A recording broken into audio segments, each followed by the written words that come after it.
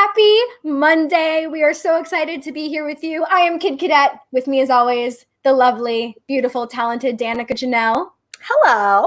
So we are super excited about today. We have two incredible guests. Oh my gosh, oh my gosh. Okay, without any further ado, why don't we bring them out? Yes. Ladies and gentlemen, we have the one and only Nighthawk himself, Mick Foley. Hey there. Yeah, as soon as you bring on your other guest, I'll make it clear that he must call me Nighthawk.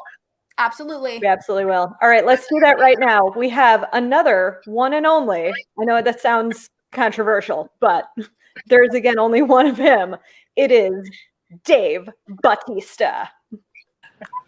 But you have to call me Dragon. Yeah. Yeah, all right, Dragon. You're on.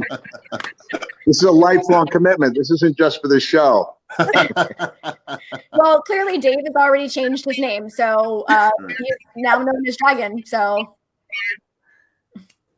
right.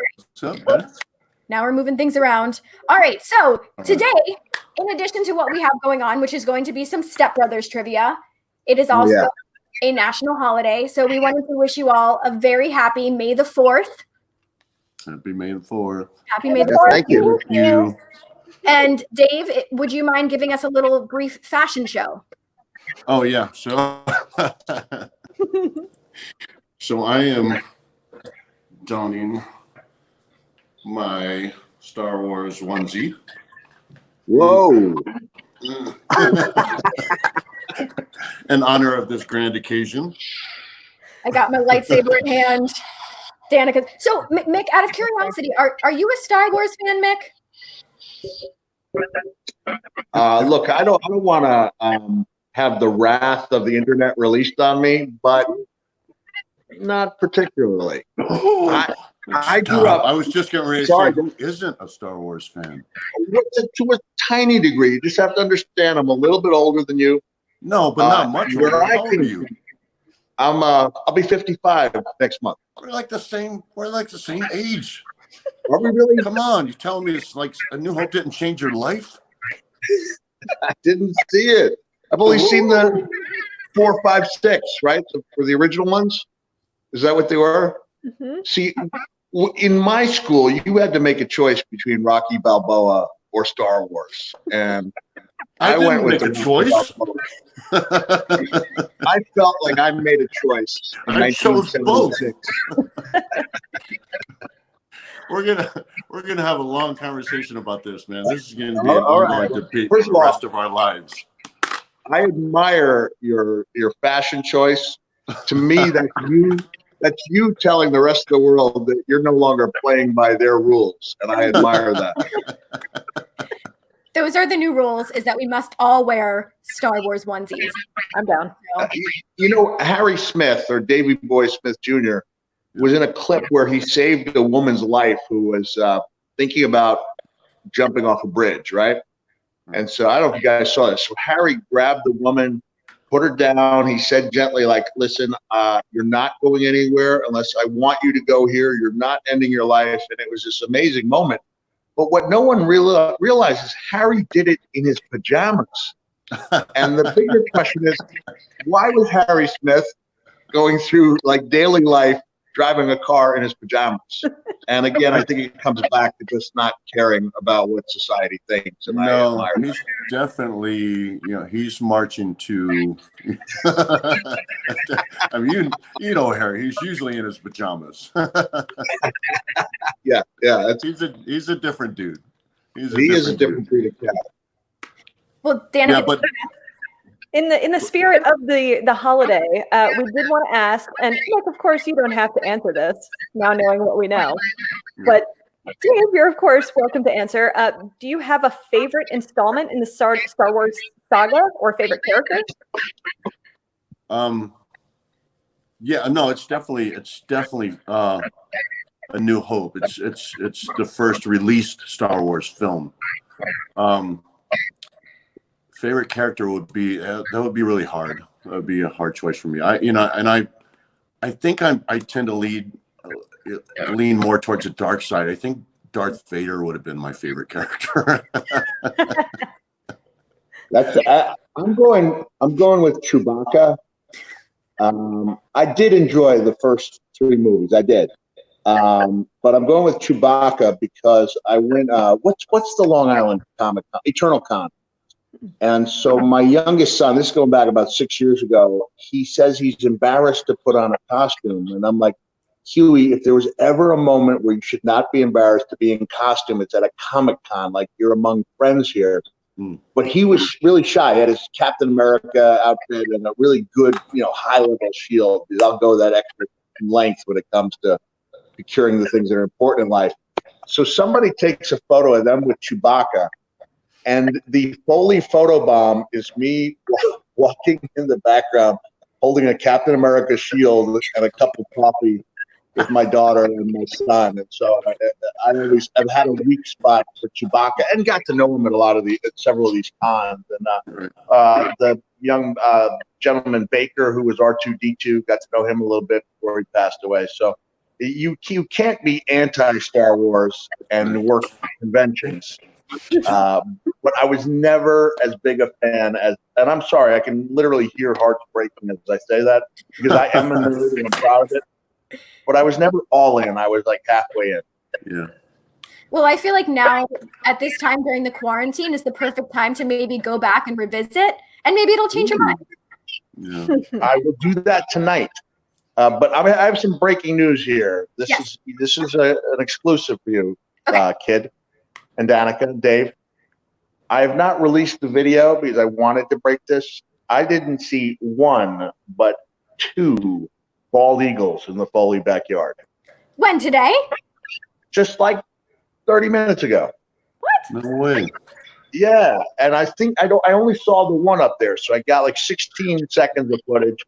Then I go in again, and now they take off, and they're just majestic, and that's when I realized there's actually 2 of them. So I've got my whole life and only seen 2 live bald eagles, that weren't in. I did see one in Pennsylvania that was injured in like a rehabilitation center. But to see it in your backyard, yeah, pretty stunning, right? Are they much larger? I've heard that they're much larger when you actually see them, like in person. Oh, yeah. Like I was out there, was watching the birds anyway, because that's one of these things that one of the bright sides of this pandemic is that you get to appreciate the things around you a little more. I'm out there and I'm like zoning in on like the nuthatches and the chickadees and the titmice. Am I allowed to say titmice on this program? We won't censor you. Yeah. And it's a scientific thing, yeah. And I was literally thinking to myself, would it be copyright infringement if someone came up with a character called Mickey Titmouse? And the next thing I know is that's the way my mind wanders.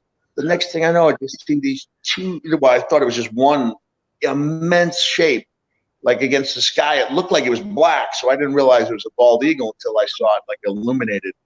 And then I was like, that guy has a white head. That's a bald eagle. And like I said, I saw them take off. And they were just, you'll see my inner nerd comes out because I'm like, they're majestic. Definitely not my most hardcore promo for sure. Well, we have Stephen here saying that they want to see a Foley nature show in your backyard. I'd watch that. Well, I could tell that people were, like I said, you're kind of embracing these little things during this time. And I would show like 2 quarreling blue jays, fighting over a peanut. And not that it was going, it wasn't, what is that word you kids have for, when something takes off, it goes viral. It didn't go viral, but it would have like 30,000 views. And it's just a view that anybody could have in their own backyard. So I would love to host a nature show. Yeah. Perfect. I'm jealous. So, Mick, you mentioned your inner nerd. So, for the both of you, what do you think is the most nerdy thing about you? For me, it's obvious. I'm wearing a Star Wars onesie. And Dave, if I'm not mistaken, you had or still have quite a lunchbox collection. Yeah, but I don't consider that nerdy. I think it's pretty cool. It is. I mean, Do people consider that nerdy? I don't think it's nerdy. I think one could make the argument that it is. I feel like the competition, like you guys are already like starting to go, like you're ready for this trivia that's going to happen. I'm feeling like the buildup is starting here. I've I've already built myself down. I'm not very good at trivia, but I'm up for this because I love Step Brothers. I make that argument. I don't think lunchboxes are nerdy. I think they're cool. They're nostalgic. I don't know. They're American history. It is historic. cool. I'm going to make that argument. They're historic. I had a Wild Wild West lunchbox. That's how old I am. Wow. That was my first one, and then Scooby Doo. And then my mom would put in like the SpaghettiOs or the soup. Right. And I was pretty stoked about those lunchboxes. You know what I mean? When was the last time you ever had one in your hand? Decades. I'm gonna send you one. I'm gonna get you one. I'm telling you, they bring back so many memories. They're you so cool. This is mine. Wow. My aliens one. Oh, amazing. I think I have one. You did have a Beatles one at one time. To answer your question about the nerdiest things, Yeah. I mean, I'm on record as saying that, the Mankind character really took off when I realized, man, there's a lot of people trying to like take what Steve Austin did and trying to take a piece of that and make it their own. And I knew that our audience was nowhere near as cool. And I mean that with a lot of respect. Like, they're not hip and cool. They're more like me than we were projecting. We were imagining they were. I was like, that lane is wide open for someone willing to embrace his inner nerd. And so I think, the nerdiest thing I ever did on wrestling was when I was the commissioner, rather, in 2000. And I tried to gather the troops around me. And the reference I used was in the same way, and I knew all the characters' names, that the cast of 30-something had rallied around Hope when she had, and I like tailed off when I could tell that nobody was getting into it. And then Kurt Angle went, cervical cancer? And I went, cervical cancer. When I got back off, Vince had given me a lot of leeway at that point. And when I came back into the gorilla position, he goes, I don't ever want to hear you talk about cervical cancer again. So, but I think that having mentioned 30-something was among the nerdiest things I've ever done. And I think you could argue that the year-round Christmas room is a nerd paradise. Are you anywhere near the Christmas room? I'm not, because I don't get a good cell signal. Okay. Understood. Figured I would ask. And okay. Since you did just mention wrestling, of course, I would be remiss if I didn't ask. The two of y'all had a match. I think, Mick, you were paired with The Rock, right? Rock and Sock Connection at the time. Yeah. You were paired with Evolution at the time. Yes. Do you guys remember, like, anything leading up to this match or going into this match, or like any like excitement going in? I mean, obviously it's WrestleMania, but Dave, you want to take this one first? Well, yeah. I mean, first of all, during that time, you have to remember I had not really come into my own, so I was really nervous about everything that I did. It was like I was walking on eggshells constantly. But I do remember a couple things. And it's a different memories leading up to WrestleMania than, actually being there at WrestleMania. But leading up to it, the funniest thing, because we had so much fun with Mick, because Mick always wanted us to, put him through walls or put him through tables. And we're always trying to find like safe ways to protect Mick. And Mick was like, "No, don't worry about me. Just put me through the wall." And as far as like WrestleMania itself, I mean, I was terrified. I was terrified. It was my first WrestleMania. But no, yeah, and it was a big match. It was with two guys who were like way over, and I was like way over my head. So, but anyway, it was, I mean, great memories. And I do remember the funniest thing is, so The Rock was making his, he got the big babyface tag. He was making his big comeback. And he kind of forgot his comeback. So he just kept hitting me. And he goes, what is it? What is it? What is it? And I don't remember what it was, but I remember him saying that to me because it was just so funny. It just kind of broke character. He was in character, but he was talking to me at the same time. So I had never experienced anything like that in the middle of kind of this big babyface comeback. This guy's asking me, the rookie, what the hell is going on? I'm like, I don't know. Yeah. You know what I remember is the build. That was a 12-week build. Yeah. You know, coming It was off mostly with you and Orton, though, right? Yeah. Randy, Right. he threw me down the stairs, I Right. think in December of Right. 2003. Then I chickened out of a match. And I really wanted to do that. And I remember Stephanie calling me up the day before and said, "We're changing it. We're going to have Evolution attack you." And I said, "Why?" And she said, "My father doesn't think that the fans will ever forgive somebody who backs down from the fight." So I called up Vince. At that time, I called him Vince. Now he's been Mr. McMahon to me for like the last 10 years, you know, in real life and in person. And I said, "Vince," I said, "have you ever seen the movie Shane?" And he goes, "Oh, I think so." I said, "Go back and watch that and tell me how good that movie would be if Shane takes up the challenge the first time." Because the whole movie is about this guy like understanding that he has to go back into his past and discover that, you know, that killer instinct. And it was all about the build. And he said, like, "I'm going to go on record. I don't believe, because I'm going to trust you, but I don't believe it's going to work."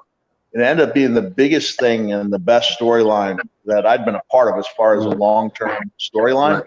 Right. And it was like maybe like a month into the 12-week build when Brian Gewirtz calls me and says, like, "We want to know how you would feel about teaming up with The Rock against Evolution." And I said, "Oh, geez, that sounds incredible. But I was told The Rock would only return for something big."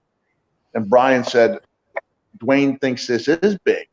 And I literally got like goosebumps, you know, like I'm getting them as I talk now. Is until that moment, even though we'd had the great history, I didn't think he thought of me as being on that level. And so the reason I wanted you guys to be so tough on me is like I wanted to set that table so well so that when Rock returned, it would be, you know, mean the most. And so I thought I had to go through some things.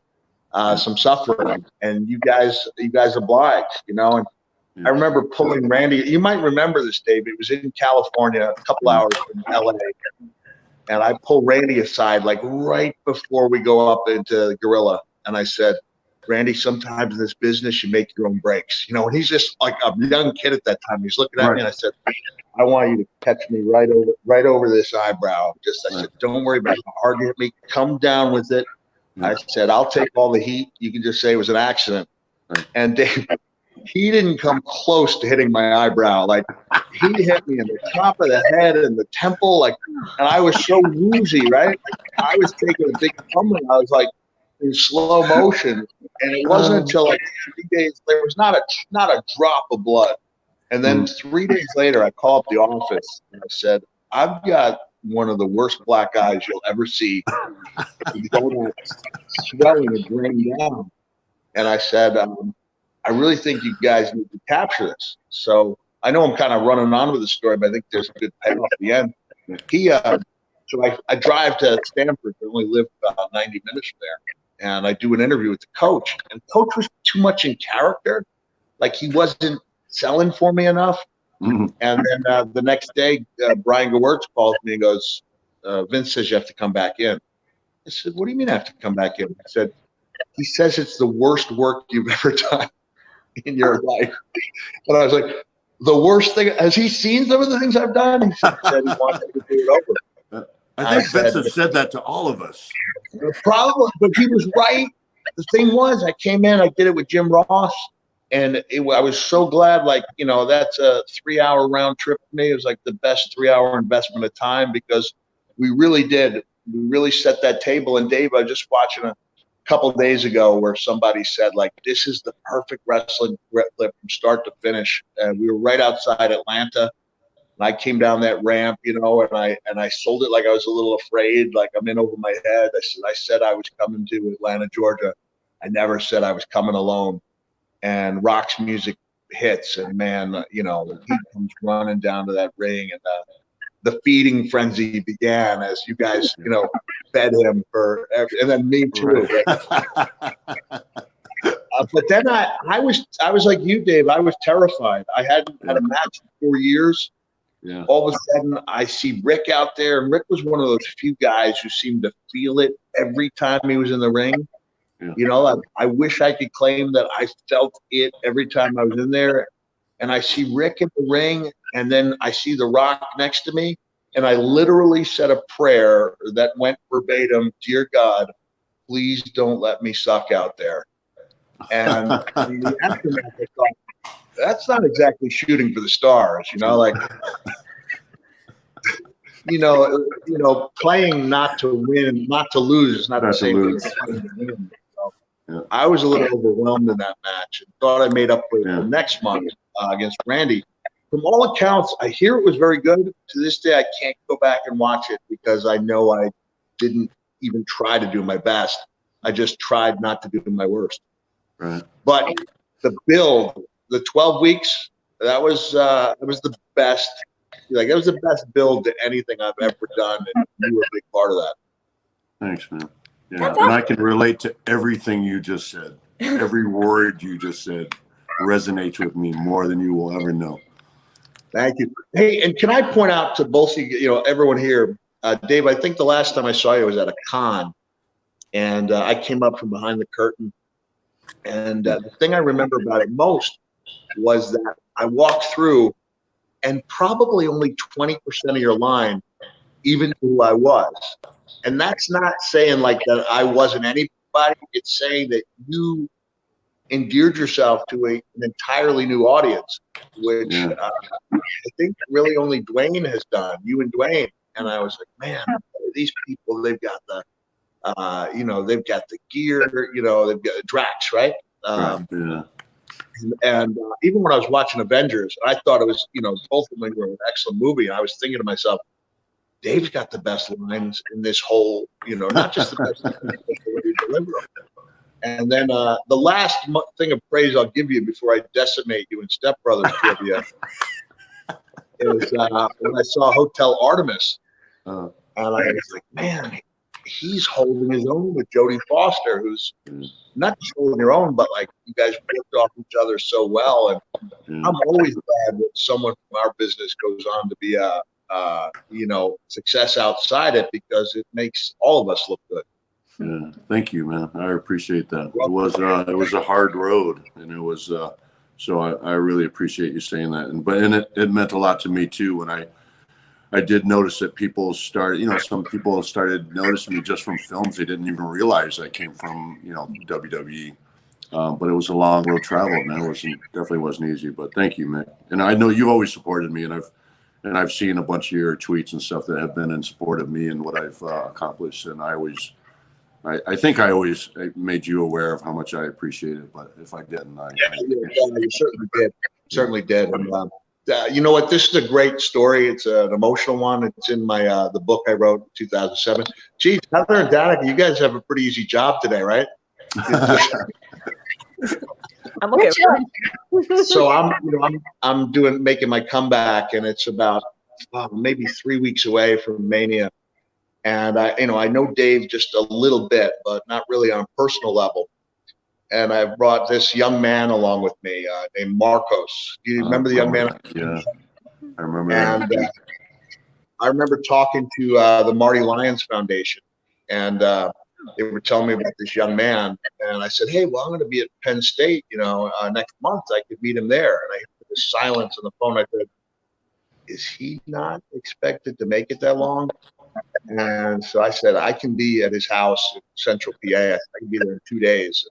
His mom got on the phone, and they told the situation to her, and she broke down. She said, he's going to come visit my son. Like, she couldn't believe, that people cared like that. So he did make it to Penn State.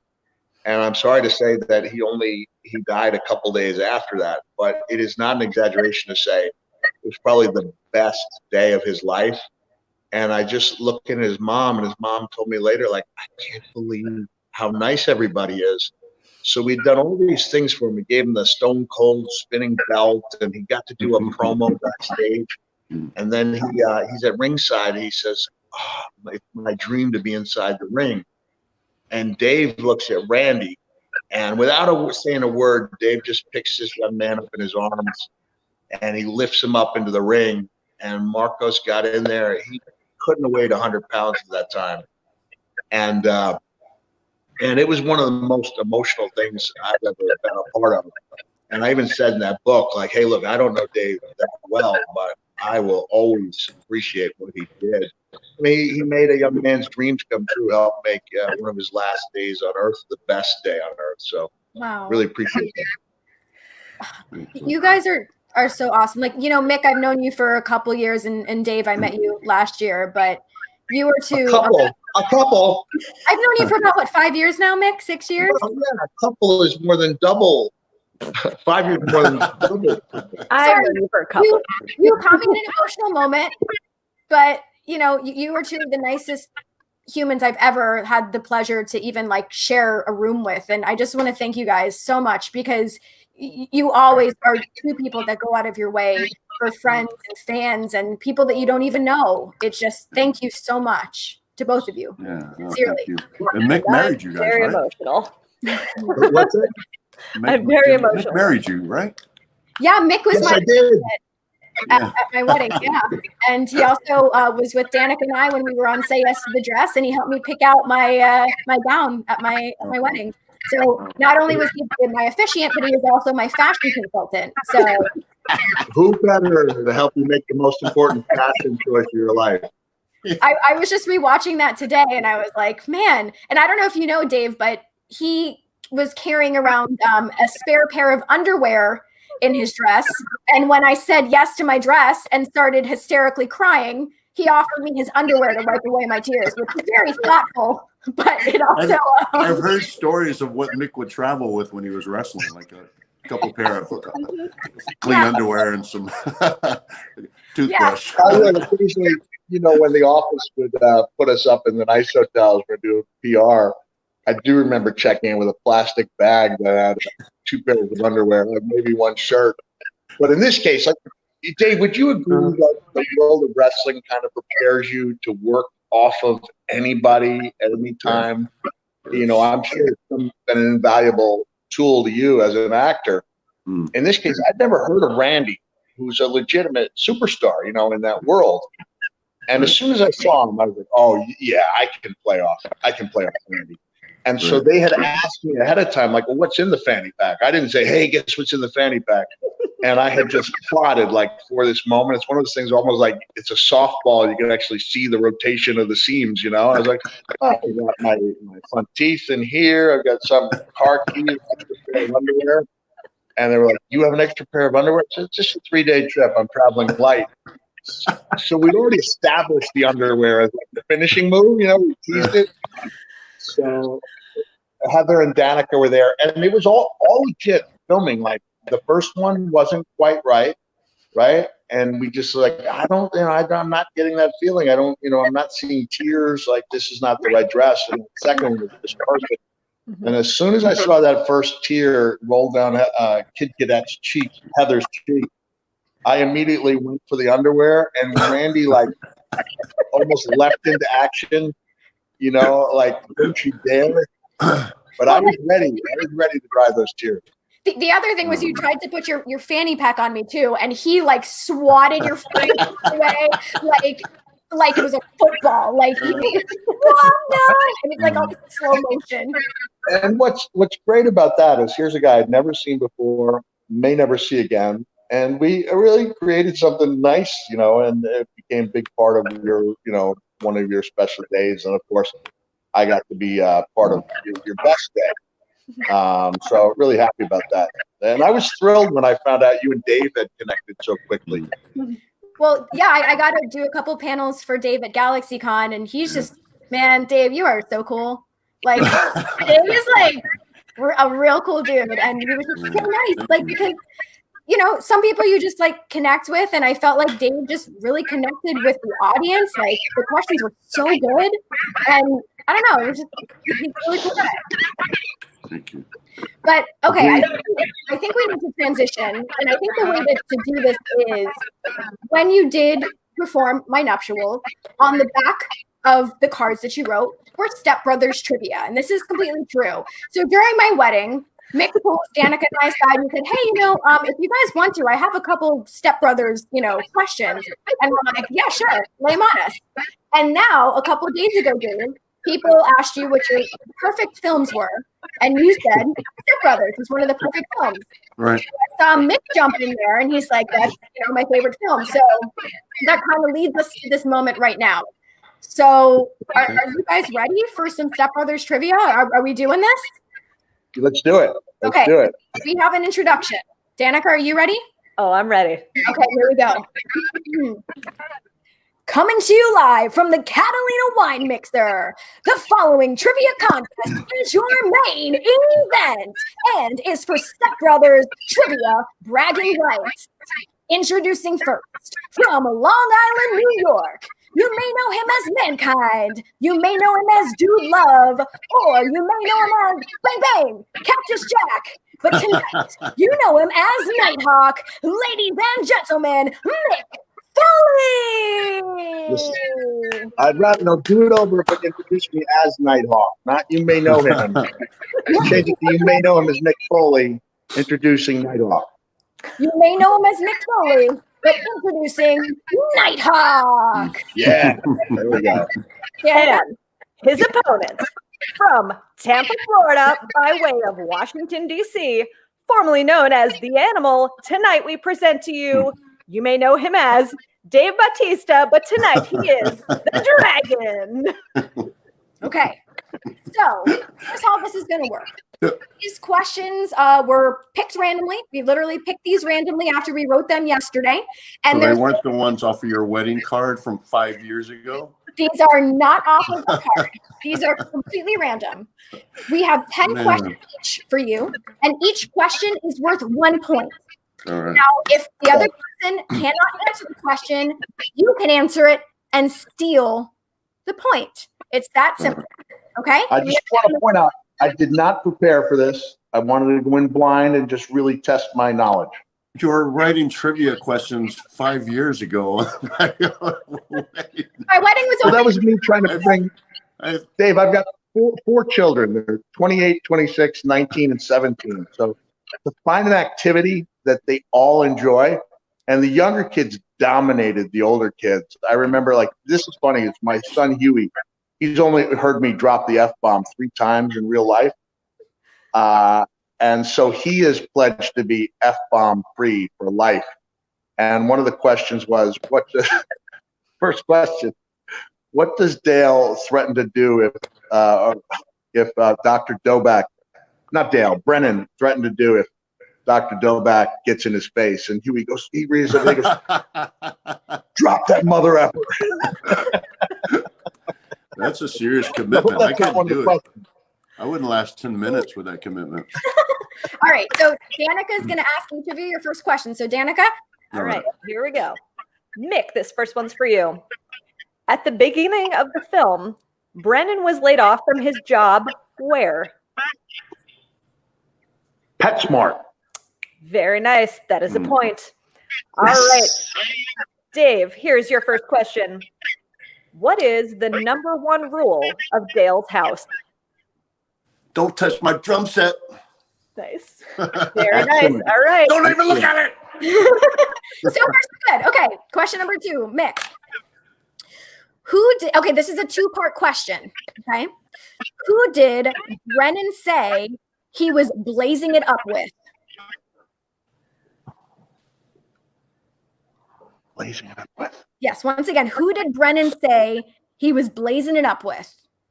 This conversation took place in a car. He was in the back of a car. Sitting in the back of the car with his seatbelt on. I say Nighthawk is playing possum. I know he knows this. I do not know the answer. Okay, so before we go to the answer, Dave, do you have an answer? Me? Yeah. Yes. Me? Yes. Yeah. Do you know what the answer is? Yes. Johnny Hopkins and Sloan Kettering were blazing that shit up. There you go. Oh, Mick. Son of a nutcracker. Your point. I think I'm overmatched here. Okay, so here's your next question, Dragon. What video game was Dale playing at the beginning of the film?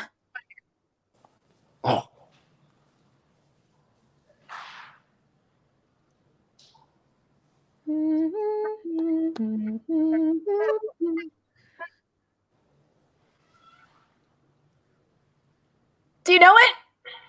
Come on, dude. You know this.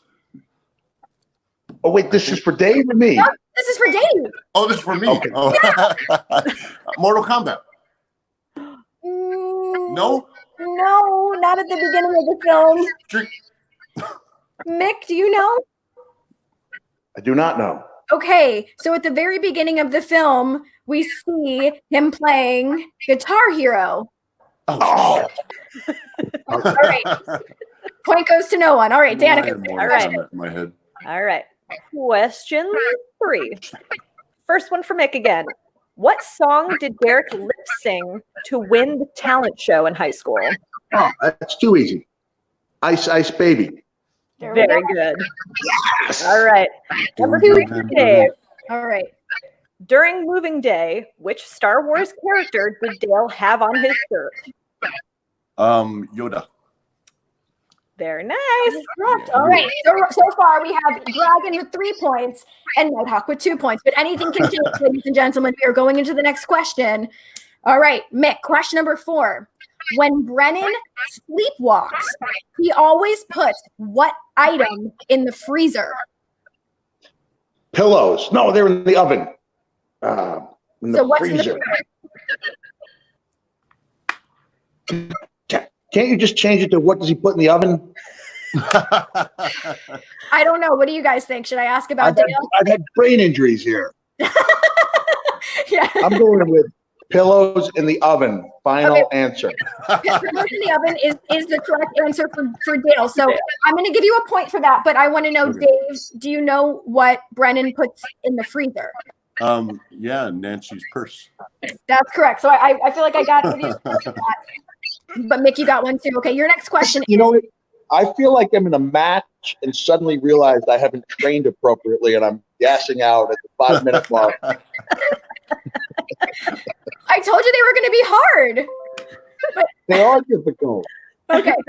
So, Dave, your next question is, what actor played the lead singer of the 80s Billy Joel cover band? Oh, I don't know his name. I know him. I don't know his name. So yeah, I don't know. I know, but I For don't the know. steal, was it Horatio Sands? That is correct with the Yeah, steal. bingo.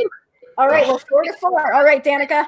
Should All I brag about the name of the cover band? Oh, that is in fact your next Uptown question. Girl. Well, Uptown Girl playing the best of 80s Joel. Is he getting a point for that? that was the That next was question. actually the next question. Was it really? Yes. All right. This next one's for Dave. All right. When Dale goes to the psychiatrist, he tells the plot of what film in place of his own life story? Oh, Good Will Hunting. Yes, nice. Okay, once again, Love that. we're all tied up. Okay. Here we go. This is for Nighthawk. What business do Dale and Brennan own at the end of the film? So we're not talking about Prestige Worldwide. We're talking about the company that they or the business. Oh, This is for Nighthawk. Wait, they own a company other than Prestige Worldwide? It's at the end. yeah, at the end, they're sitting around the table. This is like right before the end, and he's like, "This is what we do, and only good people are able to do it." I'm at a loss. I thought I had the steal with Prestige Worldwide, but it's not that. Dave, do you know? It's their karaoke business, no? That is correct. Yeah. Karaoke. Got to steal. Okay, so here is the next question for Dragon. What song is sung by Derek's family in their car ride to the family home? They're all singing together in perfect harmony. So who's? Oh, Sweet Child of Mine. Oh, that is Nice. Oh, that was fast. That's too easy. It's literally the worst thing I've heard in my life. I'm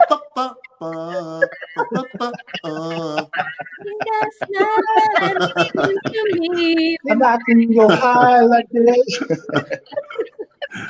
Amazing. All right, what's the score right now so I know what kind of comeback I have to make? Okay, so the score right now is Dragon has 7 points and Nighthawk 5 points. Very close. Very close game. Like they were fighting. It's gonna be a comeback of Steamboat-esque proportions here. Here we go. I believe in you. We got this. All right. So then our next question, we're going to start off with Nighthawk. When was the last year Derek says he has had a carb? Oh. 2005. Close. Dragon? 2004? You are technically correct. That's kind of correct. I totally guessed. I Heather, when you say you're so close, it was a guess. then Dave's got a 50% chance of getting that right just by going You say over really close. That's true. I'll give you the point because you were. There you go. Fair enough. Fair enough. All right. All right. So then here we go. Because And then, wait, hold on. If I'm correct, does he give the year or does he say how many years it's been? He says I haven't had a carb since 2004. Okay. And then we have to just realize when the movie was made and do the addition. Okay. Yeah. My bad there. No, it's okay. good. Danica? Here, our next question for Dragon, of course. Let's see. Brennan has a samurai sword with a pretty recognizable signature on it. Which celebrity signed the sword? Well, it's Randy Jackson. Because if you see him, you're not going to not get Randy Jackson's signature. I would have done the same thing. Done the same thing. Okay, Mick, here we go. What song does Brennan sing when he sings for Dale for the first time? Oh, my God. People are talking about people. Laugh just a little too loud. Let's give them something to talk about. How I love you. Love me, Scooby Dooby. That was beautiful. Wow. Very nice. All right, Danica. Oh wait, or is it me? Oh, somebody. Okay. Okay. Dragon. What comedian's pay-per-view did Derek want to make it home and Dan Cook. Let's go. Dan Cook. Pay-per-view. 20 minutes. Bring your finger ready. Okay, Danica. All right, now it's my turn. So, question number 9 for each of you. We're going to throw this one to Nighthawk first. What quote does Derek's wife, Alice, give to Dale after they meet in the bathroom? Stay golden, pony boy. Okay, so Mick, we're gonna give you the chance to get another point. Okay, this is a follow-up. What's the total at now? So right now, it's 8 to 10. So this will give you 9 if you can get this follow-up question. All right, let me hear it. Film is the quote "Stay golden, pony boy strong." Oh God, I know the whole cast: Emilio Estevez, Patrick Swayze. Ah, man, great coming of age story. Watched him with the kids. You know it. I do know it. Can I Google it? Do you want to phone a friend? or No, you're gonna see a grown man cry because I do know this. I do the quote "Stay golden, pony boy" in reference to C. Thomas Howell having dyed his hair blonde as Pony Boy. Ralph Macchio. God, son of a nut. This is one of the biggest embarrassments. If you broadcast this, I'll sue you. All right, take it away from me, Dave. Outsiders. I'm gonna drop one of those F-bombs that so rarely heard. Okay. And number 9, this one we start off with Dragon. What did Dale's dad want to be when he grew up? He wanted to be a T-Rex. Yes. He pulled his arms and said, All right. This is question 10 for each of you. Or right? Is that where we're at? Yes. Okay. Whew. Okay, here we go. What creature, and this is for you, Mick, what creature does Dale appear as at the end of the film? Chewbacca. Huh? He's Chewbacca. Chewbacca? Oh, What creature? Okay, yes, I see what you did here. So I'm going to give you a point for that because you're talking about when they're inside. different part of it. Yeah. Okay, so for another follow-up point, in the dream vision, when Derek's wife is like, Okay. He's half man. Hold on. Oh man, Mordor. Wait, centaur. He's a centaur. that's correct. Bingo. Okay, gotcha. Okay, and here we go. This is the final question. This one goes to Dragon. Dale says that Brennan's voice is a combination of what two people? Oh. Jesus Christ and Fergie. Wow, we got it. Wow. So we do have our final score. How bad was it? Not so bad. I mean, let me see if I can rip this off my wall. Here we go. So here's our final score. In second place tonight, ladies and gentlemen, with a total of 10 points. We love him. He is Nighthawk, ladies. Give it up for Nighthawk. But tonight, Step Brothers winner with a total of 13 points, ladies and gentlemen. Dragon. Are you okay? Oh man. I'll come around in a few weeks. I didn't have much in my life. I'm in Peanut Butter Falcon, not the Avengers, but I thought this was my Great movie, by the way. God, I love that movie. It's great. Yeah, it's great. Good for you. Can I tell you just a little inside about that movie? Yeah, Is that I met with the producers like 5 years ago, and I read the script and I thought it was wonderful. But in my heart, I didn't think it would work because I didn't think you could find an actor who could make an audience believe that they would rather like control their turf in a backyard wrestling match than make a young man with Down syndrome look good. And it wasn't until Jake Roberts was doing it in front of my eyes that I was like, he's doing it. Jake was so vile as that Samson character. It was really a pleasure to, and just to, I mean, I've been in a handful of movies, but nothing of that quality. And so I'm on a plane, and the woman in front of me is watching Peanut Butter Falcon, and I'm like eavesdropping. I'm practically over her shoulder, and I finally tap her on the shoulder, and go, "I'm in the movie." Like, I'm in the movie because I thought I was coming up. I was like, "Who's this guy? Why is he hovering over me?" And it was really cool for me. I went to the movie during the afternoon. It wasn't. It was mostly older people. And then I hear there's nothing like this one older woman, probably in her late 70s. And she goes, "What happened to his ear?"